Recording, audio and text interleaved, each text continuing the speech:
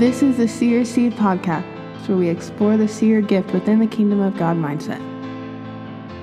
But hi, Emily. Hey, Doug. How are you? In the middle of chaos, as normal. Yeah. You know, is there any other place to live? I mean, I think about it and I'm like, what's a normal week look like? Yeah, I don't know what normal is. The setting I don't up. know what normal. Yeah, it's good. It's fine. We're in the middle of July recording this incredible weather. Both tired. At least I'm tired from just various things.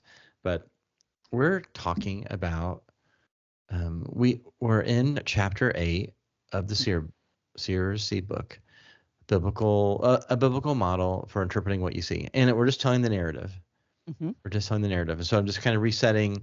We started with before creation, we had Leviathan, which is the chaos, right? The chaos monster.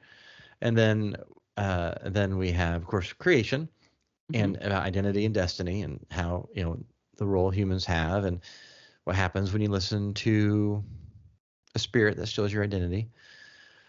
And then evil watchers, the sons of God. Same. So what's the difference between an evil watcher? What's a watcher, Emily? Oh, a watcher is an angelic office. This is not necessarily a bad angel. It's not necessarily a good angel, but it is an angel whose duty is to watch humanity. And we have angels identified as watchers in the book of Daniel. And so this is not an unbiblical term or anything that we made up because it sounds cool. And didn't steal it from your latest sci-fi. Matter of fact, on sci-fi, they're usually called the Grigori, which is from the Latin. But that sounds way more ominous. Everything's more ominous in Latin. So, especially if you're, that's funny. That can't be right. No, it cracks me up. That in sci-fi and horror movies, it's like Satan just landed on Latin. That was just like of all the languages in the world, this is the one he likes. Yeah, and only Catholics in the movies can like deal with Satan, like the demonic. Only, and it's just great. It's funny. I've told the story before where we had a friend who, a pagan, a white witch, doing a ghost hunting sort of thing, stirred some spirits up, and so what they normally would do when they would stir spirits up during an investigation is they'd call the local Catholic church. Because that's what you do in the movies. Right. Now, what's funny to me is she's a pagan, lovely woman. Why are you turning to the Christians to help you? Well, because they recognize that there is power in our God, in our Bible, and even a lot of their spells are based on our beliefs, what the Bible has to say about creation and how it works. So yeah, you can't get around it. And it's interesting you brought that up because I was actually listening to an exorcist podcast this week because, what else do you do with your time? And it was a Catholic priest, and he was talking about his experiences, and he actually acknowledged the number of Protestant exorcisms that are effective. And he said, we're all brothers and sisters. We all serve the same God. Then there's no reason for them not to be able to do this. The only difference is the Catholic Church has a formula. They have it written down and codified, and and they have a process, which I think is actually great. And so, even the Catholics recognize that we Protestants might have a little bit in the game. So that was funny. What a great podcast. For those viewing, a few years ago, we watched The Exorcist on the commentarians and had a great time discussing that. So maybe I'll link to that in the show notes. But I don't know how I got on that topic. Well, what's funny is often locally the Catholics won't respond. They just conclude a lot of things aren't really demonic. But if it is demonic, they will approve an exorcism. Yes, and once again, you're back to that process, and that process takes time, and they have to get approvals through the hierarchy of their church to make sure it can happen. So call your local Protestant. We're probably ready to rock and roll. Yep. And that's what happened. They called Amy, my wife, who anyway, it was it's just funny, and I get touched. These people. I'm reminded of a letter. Okay, so I have this book called by Francis McNutt, who former Catholic priest. Then he got married. So, but he's passed away now. But anyway, he has books on ministry, on healing and deliverance, and in fact, I have same. Anyway, one of his books is called something like the greatest crime ever told, or something. I can't remember exactly what it's called, but he describes how the church almost killed the ministry of healing over the centuries. But anyway, he points out in like the first or second century, some Christian who's like a slave or a servant to like a Roman governor or something wrote a letter complaining that, look, you come to us, we heal your sick, we cast out the demons, and you still persecute us. What the heck? So it's just this has gone back centuries. Great letter, really frustrated person. Like, stop persecuting us, Roman government. After all, like, they secretly come to them like, hey, my kid has a demon. Will you deliver it? Oh, of course I will. It's like funny. Anyway. Yeah. But sons of gods are not demons. Watchers are not demons. Sometimes I'll say demonic to like indicate what you said earlier. It's an evil watcher, but they are not demons. Right. And the Bible never confuses the two. And I think we need to make it very clear. In the Bible, angels are always angels, and they're never demons. Demons are nothing. That's what people. I don't want to discount them, because they can cause havoc, they can cause damage, but usually if you're dealing with a demon that's manifesting, you're dealing with low level stuff. I compare them to mice in your house. That's like my favorite analogy. I've never seen a demon actually hurt someone, but I have seen a lot of people hurt themselves trying to get away from demons, just like running away from a mouse. And do you leave them in your house? No, you don't leave mice.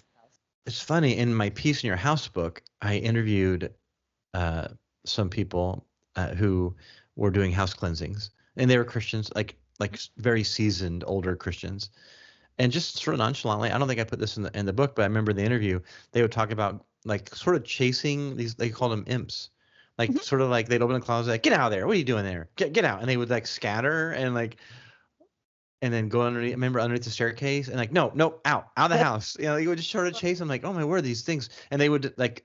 Well, of course, it was a seer. One of them was a seer, and she could see the things.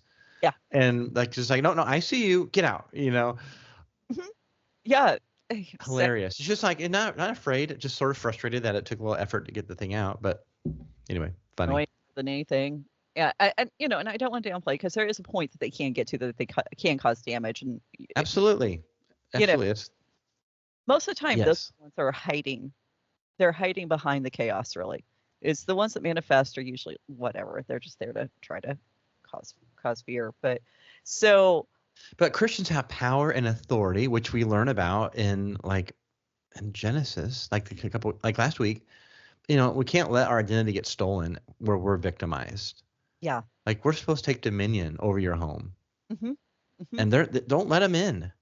Right. Or if you figure out there's something in there, like, you know what? Cast the suckers out. Yeah. Yeah. And you have every right as the person who dwells in your home to do that. And I think a lot of times we think, oh, we need this greater spiritual power. We need this, somebody with, the right clothing and the right look to come in. And that's not the case. If the oil and the water. I've actually had people email me asking to buy holy oil from me. I'm like, man, just go get some olive oil and pray over it. And like, those things are faith building, and they help empower your faith. So there's value in it. I'm not discounting it. I'm not discounting the Catholic rituals for having the holy water stuff that builds faith. These rituals go back thousands of years, or centuries anyway.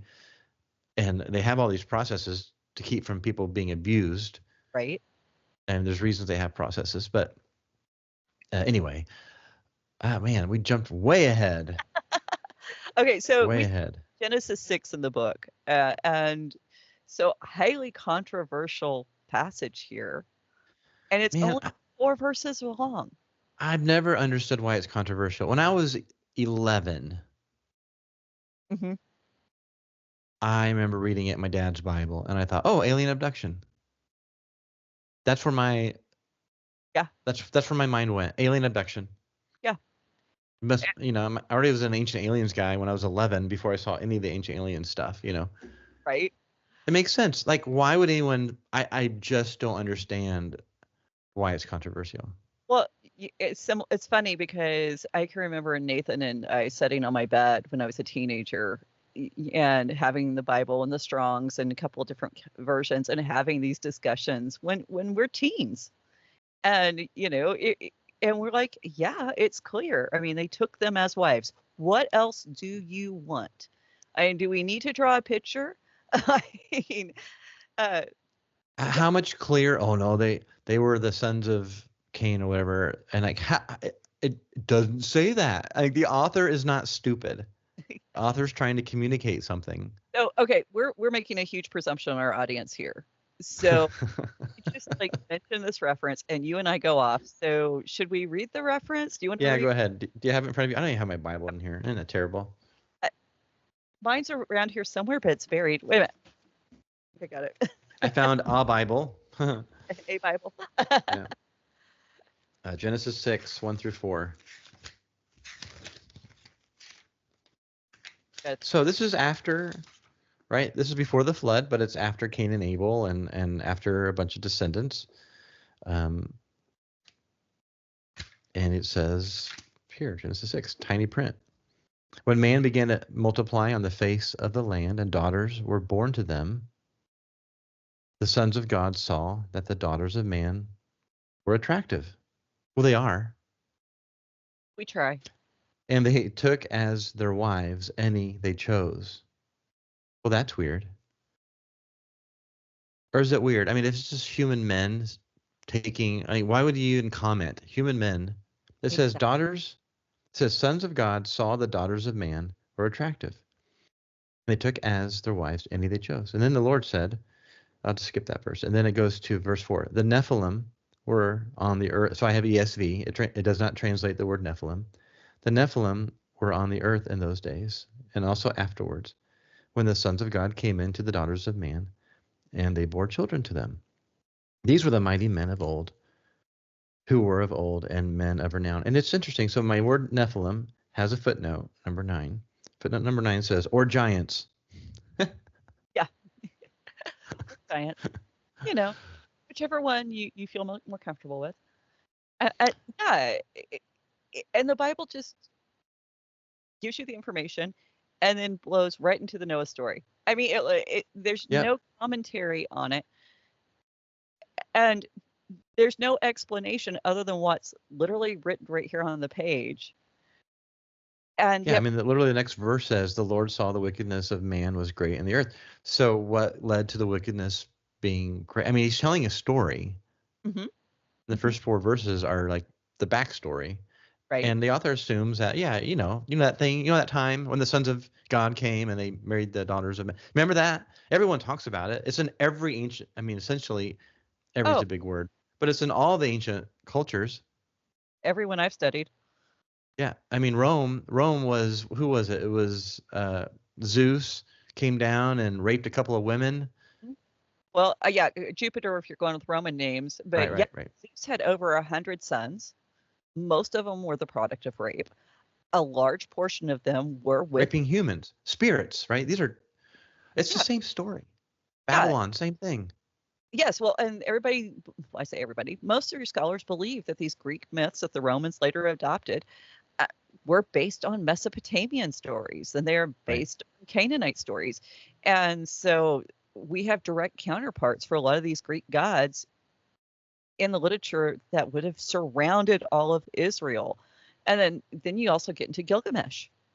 I mean, Gilgamesh, the story that's not quite 3,000 years old, according to the version that we have.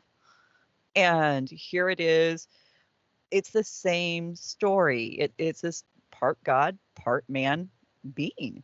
So this was familiar to the people. And I think we forget that the Bible has got to pack the most information into the least amount of space possible because it was meant to be portable. It was given to people in the desert. It was given to people who went into exile. It was given to people who lived nomadic lives. And so if there's no need for clarification, the biblical writer's not going to give it to you. They're going to presume you know it because they aren't going to.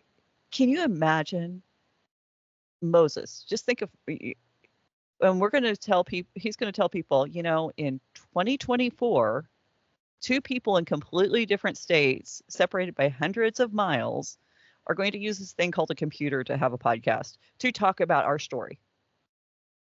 Magic. Right. I mean, yeah, it's completely.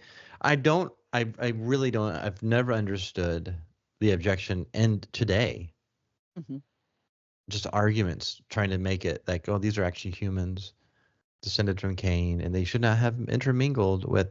I mean, where do you get that? Why shouldn't they have intermingled? Why shouldn't the descendants of Cain married the descendants of Abel, or not Abel, but Seth? Right. There's no admonition against that. There's nothing about keeping your bloodlines pure until like Israel. Like, don't marry those people in the giant clans. That's why. Yeah, exactly.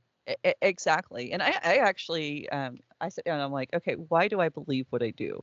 Because, you know, the first thing people are going, well, you can't tell me a spiritual being is going to have sex with a human woman. Okay, number one, we don't know how the process was carried out. I really don't care. If we go back to the stories about Zeus, I mean, sometimes he was a bull, sometimes he was a rain, sometimes he was like, you know, water falling from the sky. Sometimes he was a swan. He took all these different forms and shapes to get close to women in order to impregnate them. So who knows? Maybe that's telling us something. I'm not saying it definitely it is. But it says, Jesus said that the angels in heaven don't get married. And so you're saying that this contradicts what Jesus says, Emily. But Jesus put a qualifier on there, in heaven. In heaven. Yeah. I think that's telling us that he presupposes and his audience presuppose that angels who walk the earth had the ability to marry, at least to engage in some kind of relationship with humanity. And then go back to Genesis 18. When God and two angels show up at Abraham's house, what does Abraham do? He washes their feet. He feeds them. He gives them something to drink. Two of these angels go on into Sodom. The men of that city think these angels are perfectly capable of having a sexual relationship, willing or unwilling. So right there tells you that the form they take is something that humanity can interact with on this level. And then Hebrews 13:2, where Peter says, you know, do not neglect to show hospitality to strangers, for by this some have shown, have entertained angels unaware. Yeah. That means they appear like human beings. In the Isaiah 6 vision, when Isaiah sees the throne, he says there were angels with 6 wings. With 2 they covered their eyes, and 2 they covered their feet, and 2 they flew. But the word feet there is a euphemism for sexual organs. Correct. So why did God give them sexual organs? I don't know why. But I don't know why. It's you know what? I don't know. And if you have a problem with that, go back and there's a taunt that, oh gosh, I can't remember the reference now. There's taunting Rehoboam, Solomon's son, is taunting the people and says, "You think my father was big?" Yeah. You know. I think there's a joke by Samson too, wasn't there? I mean, some of these, there's some. I think I remember heard that on your podcast actually. Samson made a joke. Well, he would. He would. I mean, all he did was visit Philistine prostitutes until he faced death. But and then the story of Ruth. Listen, I mean, read that. Really read what she uncovered his feet. Yeah. And so, it's Ruth is an awesome story. We have to talk about her sometime. But if you think about, because Ruth was so funny about that is she's acting like one of those, not Amalekite women, but one of those women they weren't supposed to associate with because they were always seducing the Israelite men. Yep. And like her mother-in-law, who's one of those women, like, no, like, Well, her come on. mother-in-law was Hebrew, and her mother-in-law said, Oh, "Hey, do yeah, this." go act like that. Yeah, right. So I'm kind of getting the story mixed up, but it's funny. But think about when the angel showed up to Mary and said, "Hey, Mary, guess what? You're gonna get pregnant," and she's probably thinking, "Oh crap." Because my scriptures say angels get women pregnant and it never ends well. Right. My Right. script, and so she's like, well, "How's this going to happen?" And she's terrified, and he's like, "No, hang on, it's going to be the Holy Spirit." And well, hang on, now I can't tell anybody because my scriptures say the Holy Spirit does not get people pregnant, but angels do. So I can't go to my dad and say, "Papa, an angel came to me and said I'm going to get pregnant, but it's really the Spirit of Yahweh." No, she can't tell anybody. She can't tell her fiance. Yeah. Because they're all gonna say, all right, assuming you didn't get raped or fornicate, the angel did it, and your kid's gonna be a monster. Right. Right. And because that's what they have in their scriptures. And that's why it's so important. The Bible makes it clear that it was not a sexual act that impregnated her.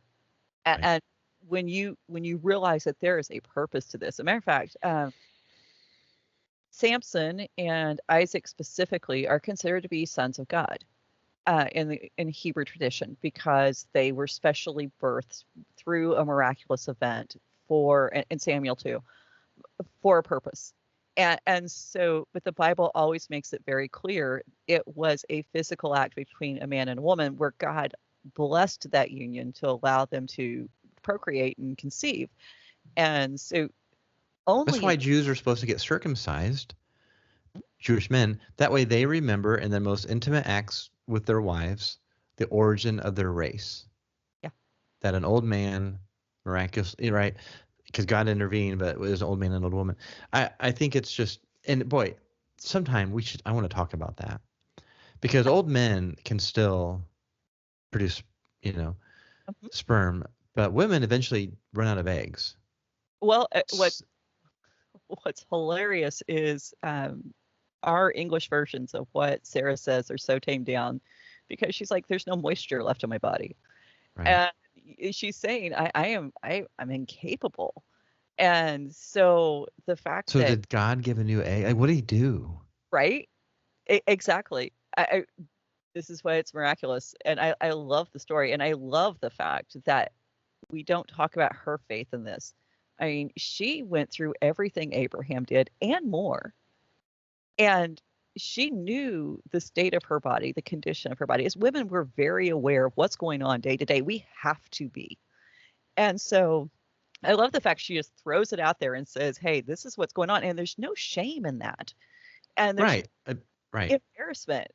And so why are we, as, supposedly liberated, progressive, people, we're like, oh, this is shameful. Well, no, it's not. It's a beautiful process that God's put in place. And he designed it. He's aware of all of the things that go on. We're not going to shock him. And so, I mean, I think didn't Hebrew women celebrate? Isn't there not a feast? I recall one of your episodes talking about. Boy, I know you did not prepare for this, but celebrating the menstrual cycle and the cycle of women. Yeah, there's still, even Orthodox Jews celebrate. There's a day put aside for women to basically say, yes, we're women. We're capable of creating life. And this is amazing. And this is an open point of discussion in their homes because in Judaism today, men are even allowed to touch their wives whenever they're on their cycle. So this kind of honesty actually leads to a lot more healthy communication than we have in a lot of homes today. And the fact that God has facilitated this and the fact that sexuality is the point where everybody gets targeted. Everyone gets targeted on their sexuality. And whether we're talking about a porn addiction, we're talking about gay and lesbian issues, transsexual, whatever, that's always the point where Satan tries to corrupt. We see it today. Why would we think it was any different back in Genesis 6? I mean, they were not pure. We've got to get that out of our mind, that back in the good old days only existed on 1950s television, okay? That's the only place it ever existed.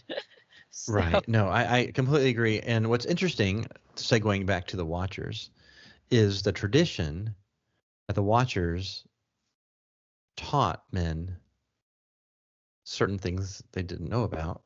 hmm And hmm one of those things was how to beautify women in a certain way to make them look even more sexually seductive.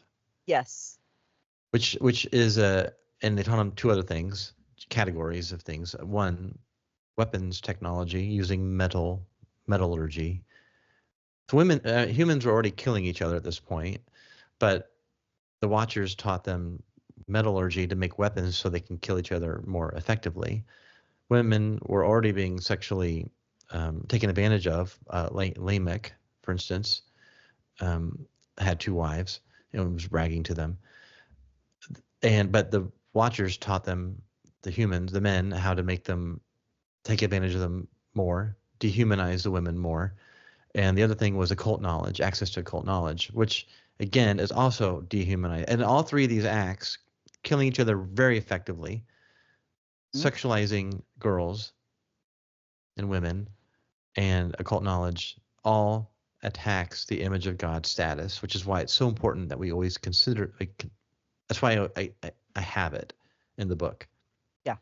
It's dehumanizing. And our interpretive framework, you have to remember who you are. You have to Mhm. remember who the oppressed person is. The Mhm. person, if you're scrolling your Instagram, which is just young women, not just young women, there's so much of this sexualizing young people. And if you're a guy and getting triggered by it, delete it, man. Delete the app. You don't need it Right. because that is dehumanizing the girls. The girls are dehumanizing themselves by posting selfie after selfie after selfie, trying to get dopamine hits, trying to get followers, trying to maybe starting an OnlyFans account. Right. Um, it's that is Watcher technology. Mm. I mean, like the beautification, and you see that in ancient Egypt, with the women, the makeup and stuff, and they would go around naked, except their face would be painted, Yep. and we see the images that were on the hieroglyphs and the art. So this does go back, way back, and it Yeah. wasn't because they were okay with nudity; it's because they were sexualizing these girls. They were dehumanizing them, hmm making them for one purpose only, to serve the man, Right. and the people in power, I should say, Now, I since you brought that up, to serve the man, serve the men, one of the and biggest the critiques, spirits. right? Well, one of the biggest critiques women have about the Bible is, oh my gosh, it's so patriarchal, it's so oppressive to women. Uh, Let me tell you, one of the most beautiful things that I have recognized, and this is recording for Faith and Other Oddities, working through those books verse by verse. Yes, the men were very patriarchal. The men did horrible, oppressive things. But you know what? Our God never participated in that. Our God always stepped in on behalf of the women. One of my favorite stories is about Abraham and Sarah. And when you realize, as long as he was seeing her as his sister, the promise wasn't fulfilled. It wasn't until he valued her as a wife and he heard her when God said, listen to her. Now we are stepping into that promise. And I love that. I love that whole scenario there, because we as women, we need to know that God loves us just as much as men, because so often we're in communities where women's voices aren't heard. Well, that's the exact opposite of what it should be. And in scripture, when the community is serving God, they're functioning correctly, women are in leadership positions, they're speaking out, they're operating as prophetess, they're operating as the mothers of Israel. They're being spoken of so well.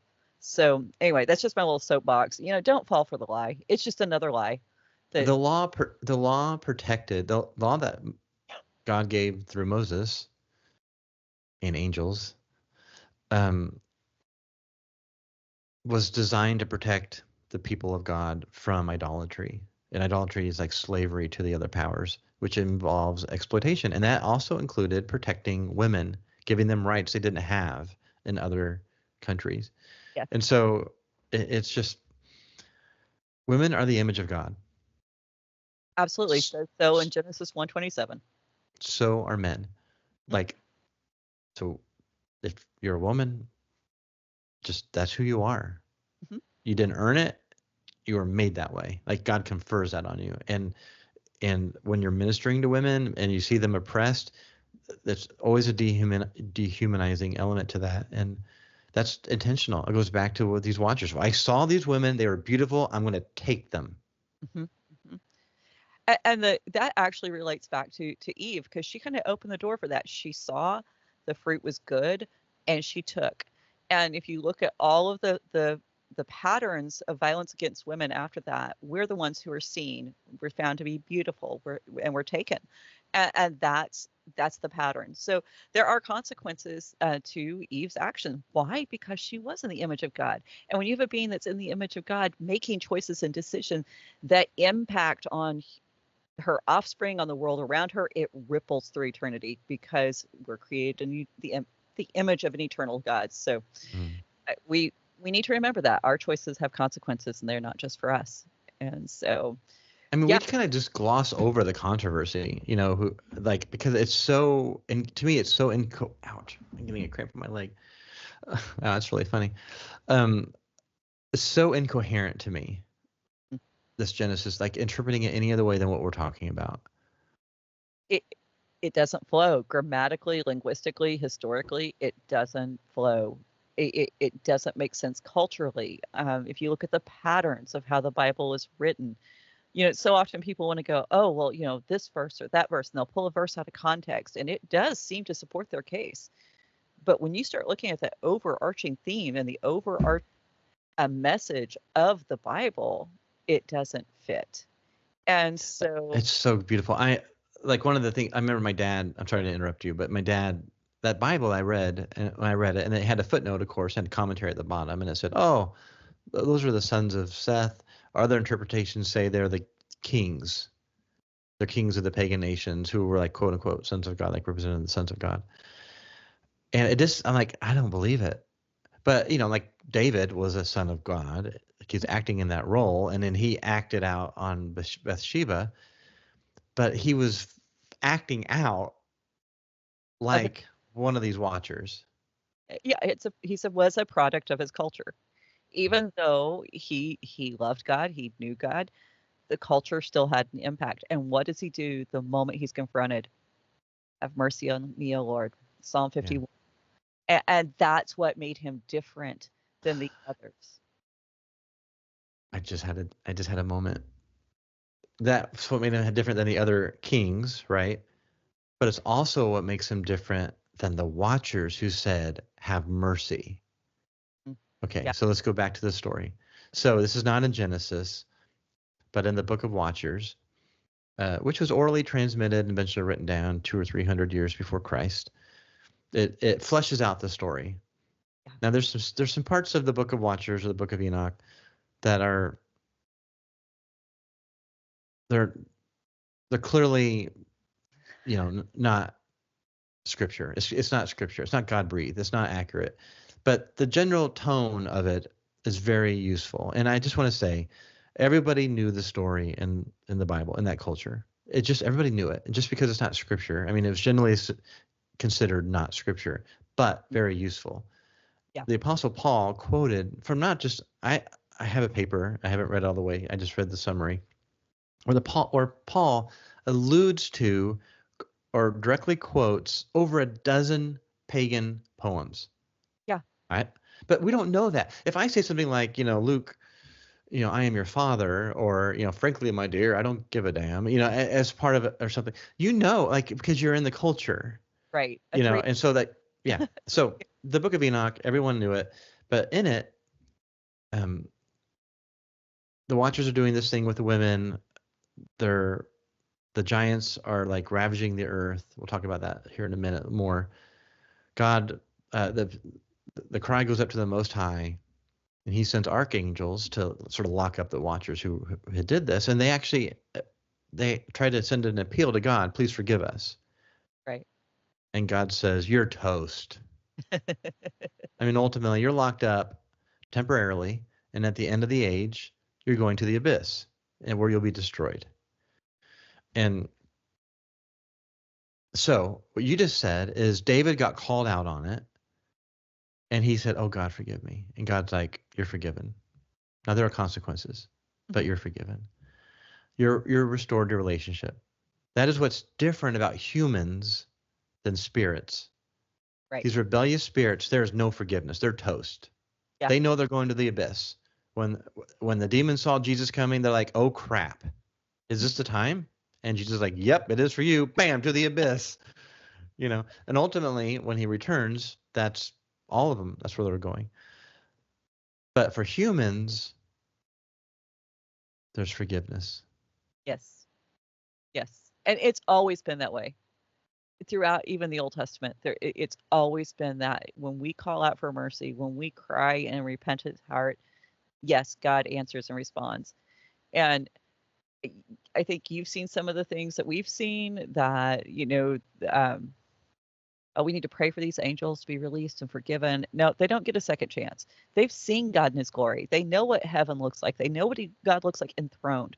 We haven't got to see that. And if you can see that and stand in God's presence in a very real, miraculous way, then, oh my goodness, why would you think that why would you need another chance? That should blow you away. That speaks to their character. So yeah, and there are a ton of connections between David's story and the Watchers. From him being up on the rooftop, looking down and looking down at her, sending 2 messengers, I think, Yep. 2. I think it's to go 2. get her. Yeah. So, yeah. And the word is the same word for angel. Correct. So Um, yeah, it's all right there. And the other thing, when you read those in context, she's doing purification rites. She's not some seductive hussy out there trying to attract his attention. She's actually obeying the Torah. Yeah. And so, and in the midst of that, she's brought away from her home. So I think that's what we need. Try that again. If we're going to use the David story as a way to kind of inform our understanding of Genesis 6, because obviously the 2 texts are connected, then these women, they didn't have a choice either. Oh yeah, that's great. That's really good. Or the point we're trying to make is the author is of the David account is trying to draw these connections. Because those connections are in people's minds. The stories are in people's minds. So he's trying to draw the connections to the reader. Yes. And but that's so interesting. That's fun. I love to and stuff like that. Well, yeah, and it just so it speaks to God's mercy. So like if you get caught up in the violence using weapons, or you get caught up in sexualizing each other, yourself or someone else, dehumanizing them sexually, or you get caught up in occultism, you can cry out to mercy. There is forgiveness. Right. And not one of us human beings is beyond that. Even the most terrible of us are not beyond that. And I think that a lot of times the lie that comes at so many people is, oh, you're not worthy. You're never going to be good enough. You've messed up too badly. And it's just not true. It's just not. So if what I said and what you just said is true, then why the flood? Why the flood? And so like, well, how come? How come God couldn't save all those people? Well, Enoch really fleshes out why the flood. Okay, so where are you at in Enoch? I'm just curious because I'm just talking from memory. Okay, don't do. But that. I can call it up because I have it in notes. Why the flood?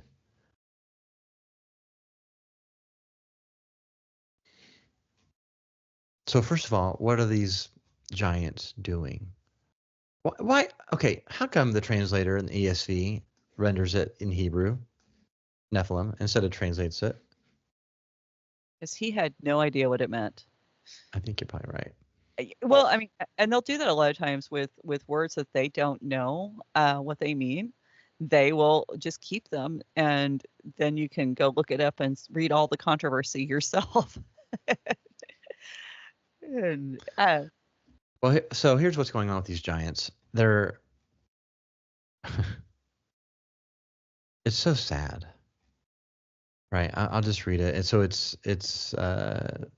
Enoch 6, and Enoch is funny because the chapters are like itty bitty, right, 3 or 4 long. What the giants do? Wow, verse. Oh yeah, so verse 7, chapter 7, verse 1. And all the others together with them took unto themselves wives. So those are the watchers. And each chose for himself one, and they began to go in unto them and defile themselves with them. So the spirits aren't supposed to do this. They're defiling themselves by doing this. They're supposed to be living in heaven, not supposed to be living on earth doing this thing. And they taught them charms and enchantments and the cutting of roots, and made themselves acquainted with plants. And what does that matter? Because you'd use these plants to like access the occult world. Mhm. And they, the women, became pregnant, and they bare giants, great giants, whose height was 3,000 ells. So here's what they did: they consumed all the acquisitions of men. And when men could no longer sustain them, the giants turned against them and devoured mankind. And they began to sin against birds and beasts and reptiles and fish, and to devour one another's flesh and drink the blood. And then the earth laid accusation against the lawless ones. I think it got so bad. Everything was defiled, including the animals. Mhm. And there weren't a lot of humans left, like undefiled men left. They were getting their blood, they were being consumed. They're like vampires. Well, and then, when you look in Genesis, the description of Noah, he is pure, he's blameless, he's sound. This is the same word that we use of sacrifices, or is used of sacrifices: the Passover lamb, the red heifer for anointing Aaron and his sons as priests. All of this goes back to, yes, he's without defect, which means, like you said, undefiled. So I totally agree with that. Completely agree with that. And then when you that the animals are the ones God sends to Noah. Yeah, It's not the just, pure ones, yeah, it's not not just, the ones defiled. Yeah, it's just, this speaks to in Leviticus when there's chapters on Leviticus about idolatry, like, and the way they would pursue idolatry was to have sex with, it'd be incest and various other relationships out of marriage, homosexual, and also bestiality. hmm hmm Bestiality. And yeah, and this is what these giants were doing. The Watchers taught this, and then they drank the blood, and this is the origin of vampire myths. right? Vampire myths. The next section, chapter 8, talks about what the other things that the Watchers taught, and I'm just going to read the first phrase. And Azazel taught men to make swords. So, who's Azazel? Man, he's the head dude. He's the head dude. What about Satan? We'll get to Satan in a bit. Don't worry about Satan, people. Azazel is the leader of the Watchers who rebelled. Yeah, because in Hebrew, I don't want to say mythology or lore, tradition. Let's go with tradition. There are lots of different names for evil spiritual beings. Satan was not really among them. The view of Satan had to develop. So, yeah, and we shouldn't be surprised that they have names. I mean, we have angels who have names, and the names all mean something. I haven't taken time to research them, but Yeah, I mean, you're right, Azazel. But that word Azazel comes up later in scriptures. mm, In the law on the Day of Atonement, there was a ritual where you took all the unknown sin. mhm, If you sin on purpose, you're in trouble. But they did that sin unwittingly, and all that sin was put on what we call the scapegoat. But the scapegoat was driven into the wilderness to get it out of the camp, out of God's territory. And the name of the scapegoat was Azazel. yeah, yeah, Azazel. So interesting. giving him Uh, back everything that belonged to him. yeah. Well, anyway, so that's interesting. So he taught them the weapons, and then it goes in that same chapter. We don't read it all, but it taught them astrology and enchantments, and again, of course, the makeup. I shouldn't say makeup. I don't want to make it sound like Makeup is a horrible thing, but it was just dehumanizing the women, turning them to sex objects, basically, is what it meant. And so then and then verse 4, and as men perish, they cried, and their cry went up to heaven. The men are perishing. Yeah. And so they finally call on the Most High. And let's just go down to 10 verse 1. Then said the Most High, the Holy and Great One, spake, and he sent Uriel, who is an archangel, to the son of Lamech, who is Noah, and said to him, Go to Noah, and tell him in my name, hide thyself, and reveal to him the end that is approaching, that the whole earth will be destroyed, and a deluge is about to come upon the whole earth, and will destroy all that is on it. So the whole earth is corrupt. Right. The whole earth. Oh, yeah. So okay, skip chapter 9, verse 2. No, just verse 1 and 2. So he's going to name the 4 archangels, and then Michael, Uriel, Raphael, and Gabriel looked down from heaven and saw much blood being shed upon the earth, which, by the way, defiles the earth, and all lawlessness being wrought upon the earth. And they said to one another, the earth, made without inhabitant, cries. Wow. The voice of their crying up to the gates of heaven. It's just like when Cain killed Abel and his blood cried out. Now the whole earth is full of blood and it's crying out. The whole earth. And so what do you do whenever you are impure, ritually impure? A baptism is a great way. Yeah, it's immersion. And we have these immersion pools called mikvahs going that we can uncover all the way back to the time of Jesus and before. And so this was standard practice in Judaism. Yeah, the whole earth had been corrupted through the works that were taught by Azazel. That's 10 verse 8. It's just tragic, man. And this story is fascinating. How how the author just leans into it and just covers it. But what's super interesting too is 10 verse 4. And again, the Lord, who's Yahweh, said to Raphael, bind Azazel hand and foot, and cast him into the darkness, and make an opening in the desert, and cast him therein.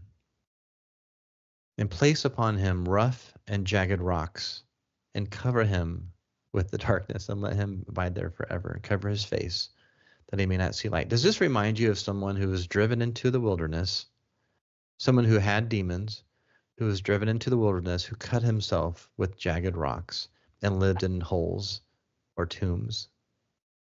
Yeah, all of a sudden I'm thinking about the poor guy with the legion. Yeah, exactly. He broke all the bounds, all the bounds. He goes on. So you can bind him. Okay, that's not the abyss. That's just binding him in the desert. Right.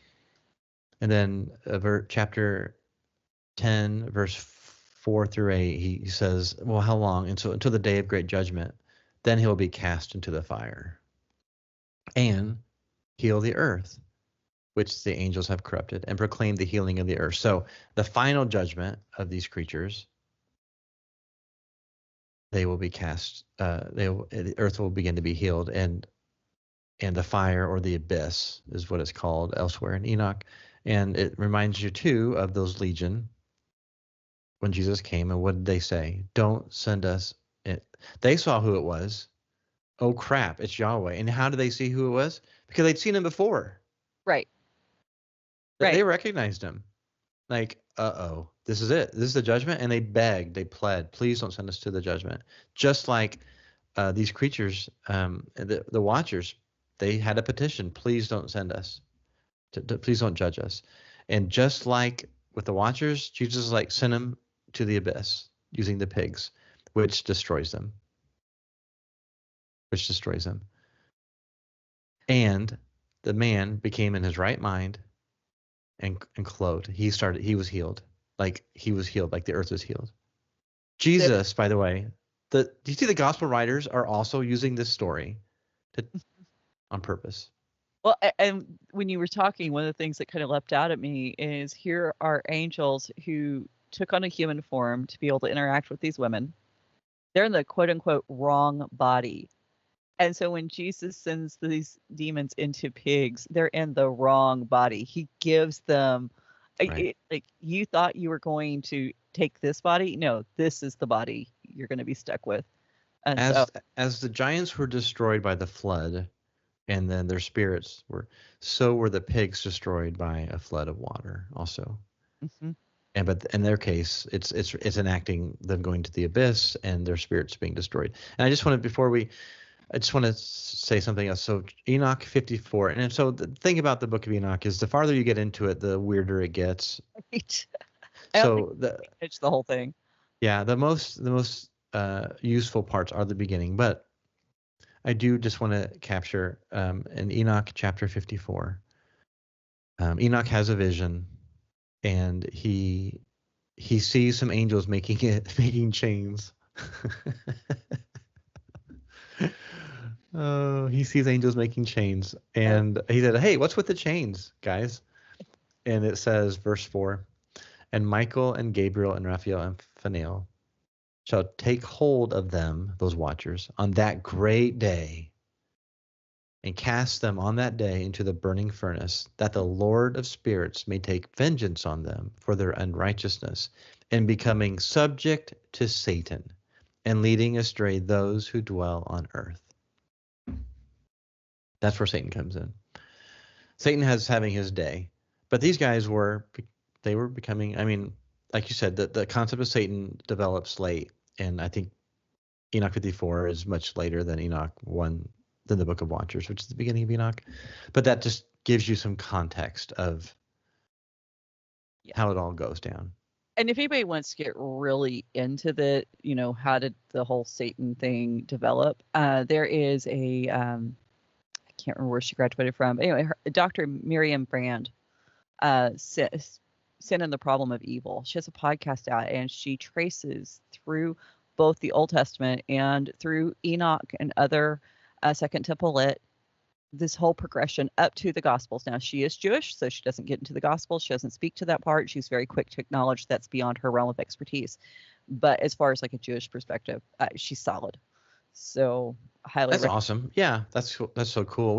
We as Christians know. I mean, it's the very last book of the Bible where Satan is revealed as the serpent in the garden. But that just, I don't know outside the Bible where that idea came from, or John gets that from. If it's special revelation, he gets it, or if he's getting it from something else. Right. But nonetheless, yeah. So don't worry about Satan. We're talking about these watchers here, and what they did was horrific, and they still influence people. And other watchers have rebelled too. Subsequent to this, we'll talk about them next week maybe. But anyway. When the flood, so these spirits, these earthbound, you want to talk about the demons, what they do? Let's get in there. Yeah. How do you want to get? We could go a million different ways with this. Let's just read what it says in Enoch about the demons, and why they're earthbound. Let's just read it. So, just one moment here. Is 15? Yeah, I think it's 15. So the context here is the watchers have chains, have reached out to Enoch somehow. So this is never a good idea. If wicked demons come to you or wicked spirits come to you and say, "Hey," just cut them off. But nonetheless, they say, "We have this petition. Will you go ahead and go to the Most High God and see if he lets us go?" And so he goes up there, and God's like, "Yeah, no." And so he comes back and gives them. He goes back. He goes back to the spirits in prison to preach to them. And yes, I'm using those words very carefully, intentionally. So Enoch goes back to the spirits in prison to preach that their defeat. But he said, so this is where in 15 do we want to? See, what I've got marked starts in verse 9, but when he starts talking about, and the giants, so be verse 8. And the giants were born on the Sorry. Yeah, let's just do that. Let's read that. Start with there. So this is, the message that God is giving them through Enoch. So, you want to? Where are we at? Okay. Shall I read or shall you? Go ahead. Okay. I know I just had it, and then and now the giants who were born from the body and flesh will be called evil spirits upon the earth, and on the earth will be their dwelling. And the evil spirits came out from their flesh, and because from above they were created, and from the holy watchers was their origin and first foundation. Evil spirits they will be on the earth, and the spirits of the evil ones they will be called. And the dwelling of the spirits of heaven is in heaven, but the dwelling of the spirits of earth who were born on the earth is on the earth, and the spirits of the giants, the clouds, which do wrong and are corrupt and attacked and fight and break, and on the earth cause sorrow. They eat no food and do not thirst, and are not observed. And these spirits will arise against the sons of men and against the women, because they came out from them in the days of slaughter and destruction. And next chapter, and in the death of the giants, wherever the spirits have gone out from their bodies, their flesh shall be destroyed before the judgments. Thus they will be destroyed until the day of the great consummation, which is accomplished in the great age. Yes. So, which is why the demons were freaking out when they saw Jesus. Like, is this it? Is this it? And Jesus is like, well, I mean, for you it is. It's so interesting. It's so horrible. So we were kind of poking fun at the demons earlier. We don't mean to poke fun, just like put them in their place. But they do horrible things. They afflict, they oppress, and you've seen them. I reckon they don't look pleasant. Most of the time, not. No. I call four-legged demons monsters. I got that somewhere. I can't remember where, but so four-legged demons monsters, but two-legged demons are just demons. Sometimes they look like hybrid creatures. Yeah. Yeah. Creepy. It kind of depends on their purpose.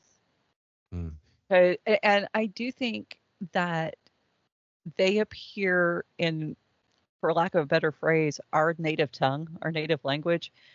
It's symbols that we understand. Right. And so if you aren't going to understand, what a critter in Tibet looks like, they're not going to appear that way. But if you understand that an owl and a cat are predators and that they can cause damage, that's how they're going to show up. But if they want to woo you, if they're trying to kind of lure you into some false relationship, they might show up as light. They might show up as a soft, furry, fuzzy critter. When I was a kid, one of the first things I saw was this. My mother called him my imaginary friend. He was fuzzy. I could draw you a picture of him today. Wow. So, I mean, it, like I said, depends on the purpose. And familiar. Would you classify familiar spirits the same way? Like they're familiar, or that's something else you think? I haven't dove too deeply into the distinctions. I kind of have to be careful in what I study. Yeah. And so sometimes I'm very judicious in where I put my energies. And so. Well, that's a good point. I mean, that kind of goes to the next section in the chapter. Oh, we'll talk about it a little bit. English is hard. This category is helpful because this is mostly what seers see. I shouldn't say mostly. A lot of seers see the dark. They see the demons. They see the monsters, and they want to know where they come from. And I do say in the book, this is a framework. I'm often asked, well, how many giants could there have been before the flood? How come there's so many demons nowadays? Like, I don't know. But this framework is useful because ultimately, as Jesus is representing the end breaking of the kingdom or the end times breaking into the present, they're afraid of you. Yeah, absolutely. Because when you start acting in his authority, go to the abyss that has been prepared for you. So they will probably flee before you get the sentence out because they don't want to go to the abyss. No, absolutely not.